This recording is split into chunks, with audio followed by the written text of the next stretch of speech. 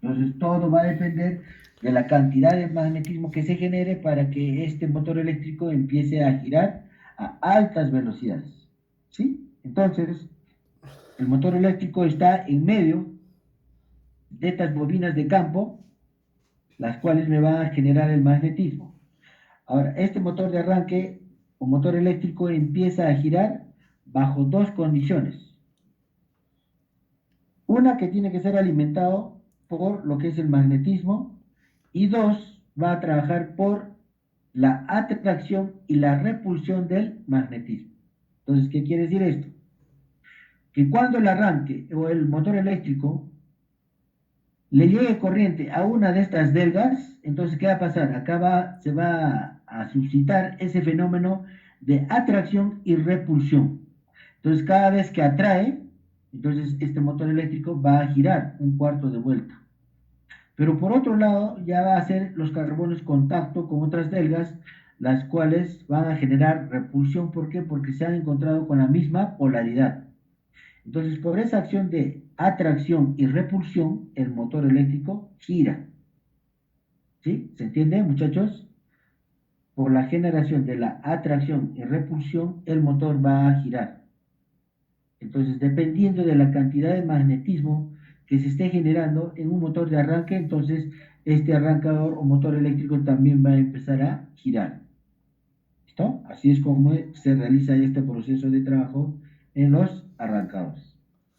Luego, tenemos nuestras bobinas inductoras, o también se le conoce como bobinas de campo.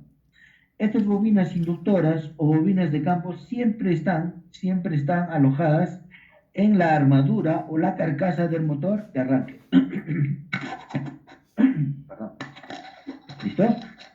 Entonces, cada vez que les llega corriente o voltaje a estas bobinas de campo, van a generar grandes cantidades de magnetismo.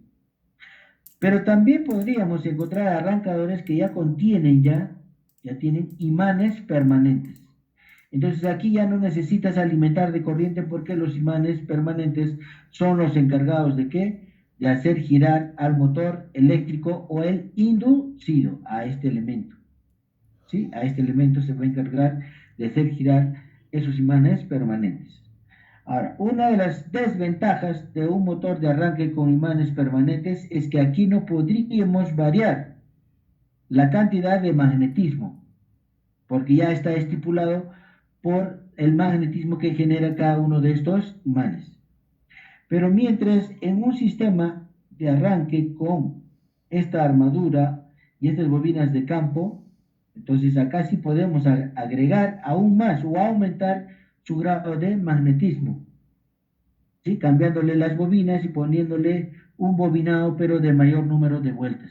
Entonces de esa manera vamos a generar mayor cantidad de magnetismo, ¿sí? Pero cuando ya hablamos de un arrancador que posee sus carbones, sus imanes permanentes, entonces ya no vamos a tener la necesidad de hacerle llegar corriente acá a los imanes, porque por ende ya está generando el magnetismo naturalmente. Entonces, se denomina bobinas inducidas al conjunto de espiras que se encuentran en el interior del campo magnético. Ahora, en ese interior del campo magnético, ¿cuánto creen ustedes que exista la separación entre las bobinas de campo, estas bobinas de aquí, estas bobinas, y las bobinas inducidas? ¿Cuánto creen que debe existir de separación entre ambas bobinas de campo y las bobinas inducidas? A ver, muchachos, ¿quién me puede decir? Es un espacio muy pequeño, donde ahí se van a generar las ondas magnéticas, y al Aproximadamente 2 cortarse esas ondas milímetros. magnéticas, lo que va a suceder es que nuestro motor eléctrico va a empezar a girar. ¿Listo? Muy bien.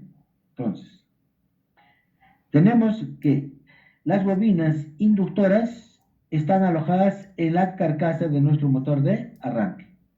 Ahora, a estas bobinas inductoras se le va a añadir esta masa polar, una para sujetar o anclar la bobina inductora en la carcasa del arrancador.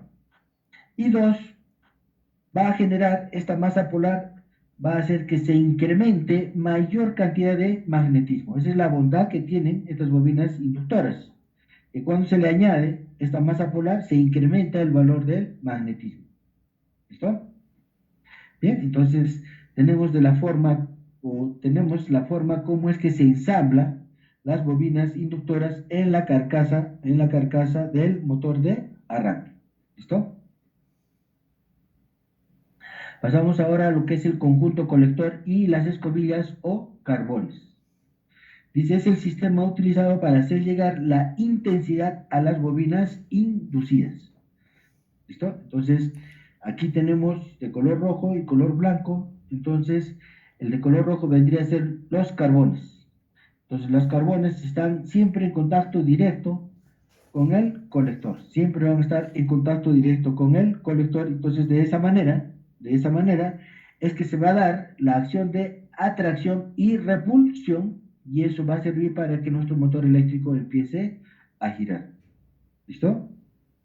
Ahora, vamos a pasar a ver lo que son los tipos de motores eléctricos utilizados en los automóviles. Nos vamos a encontrar con una gran variedad de motores de arranque, y hemos visto unos arrancadores que van a estar conectados por bobinas, ¿ya? Por bobinas de campo, ¿sí? Y otros arrancadores que van a tener sus imanes permanentes. Eso ya lo hemos indicado. Ahora, dentro de los tipos de motores de arranque, vamos a encontrar motor de arranque por contactor y horquilla, motor de arranque por contactor, horquilla y reductora, y motor de arranque por inercia o vértice. ¿Ya? Esas son las categorías de arrancadores que nosotros vamos a encontrar. Entonces tenemos nuestro arrancador convencional, que se le conoce como motor de arranque por contactor y horquilla. ¿Ya? Motor de arranque por contactor y horquilla. Este vendría a ser el modelo. Entonces aquí este elemento es el que trasciende más, que vendría a ser la palanca o la horquilla. Palanca o la horquilla. Luego el motor de arranque por contactor, horquilla y reductora. ¿Sí? Entonces tenemos aquí los elementos de reducción. Ahora, este tipo de arrancadores generalmente los vamos a encontrar en todo lo que son los motores que utilizan el combustible diésel, o más conocido como motores petroleros. ¿Ya? ¿Y por qué? Porque si nosotros comparamos con este arrancador, este es un arrancador de alta velocidad, de altas RPMs, pero estos arrancadores están elaborados más que todo para motores gasolineros. Ahora, si nosotros pasamos a esta nueva generación de arrancadores por reducción, aquí lo que ocurre es que la alta velocidad se reduce. ¿Y para qué se reduce? Para poder incrementar el torque. Entonces, en los motores diésel se necesita mayor cantidad de torque que velocidad. Entonces, por eso es que también tenemos en nuestro mercado arrancadores convencionales y arrancadores del tipo reductora o reducción. ¿Listo? Luego pasamos a lo que es el motor de arranque por inducido deslizante. Entonces aquí, en esta parte posterior, a ver, creo que, ahí está, tengo esta otra imagen. ¿Listo? Entonces, en esta parte de aquí vamos a encontrar dos bobinas. Una bobina de alta y una bobina de baja. ¿Listo? Luego tenemos acá el número 2, tenemos el embrague de discos, el cual va a servir, este embrague va a servir para incrementar la velocidad de velocidad de este elemento número 4 llamado inducido o motor eléctrico. Entonces, cuando entra en actividad el segundo solenoide, aquí, entonces si ustedes observan tenemos una varilla aquí conectada al eje del arrancador. Entonces, cuando usted va a abrir la llave de contacto, en esa condición, ¿qué es lo que va a ocurrir? Va a botar esto. ¿Y para qué? Para empujar o desplazar a este elemento llamado piñón bendix. Y de esa manera este piñón bendix tenga contacto directo con los dientes de la corona dentada o la volante de inercia. ¿Ya? Entonces, de esa manera es como nosotros vamos a entender los diferentes modelos de arrancadores. Ahora, para equipo pesado vamos a encontrar también arrancadores con este dispositivo de presión de aire. Entonces se les conoce arrancadores electromagnéticos. ¿Ya? ¿Por qué? Porque va a trabajar con aire y aire a presión, va a trabajar con electricidad. Ya es la combinación que nosotros podríamos encontrar también en los arrancadores en algunos equipos pesados. ¿Ya? ¿Estamos hasta ahí, muchachos? ¿Todo claro? ¿Sí?